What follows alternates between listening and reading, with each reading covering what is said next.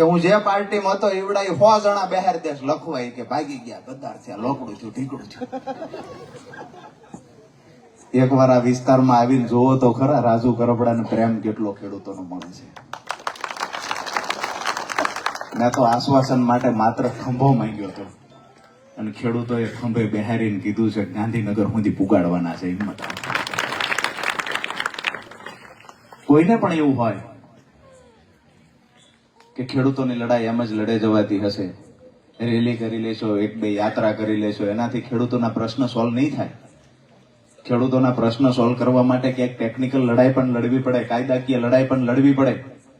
High tension line પસાર થતી હોય તો ભૂતકાળમાં થયેલા ઓર્ડરોને એનો કલેક્ટરના ટેબલ પર મૂકવા પડે. કલેક્ટરમાં જે દિવસે કેસ હાલે તે દિવસે એની સામે ખેડૂતના વતી તમારે વકીલાત કરવા બેસવું પડે.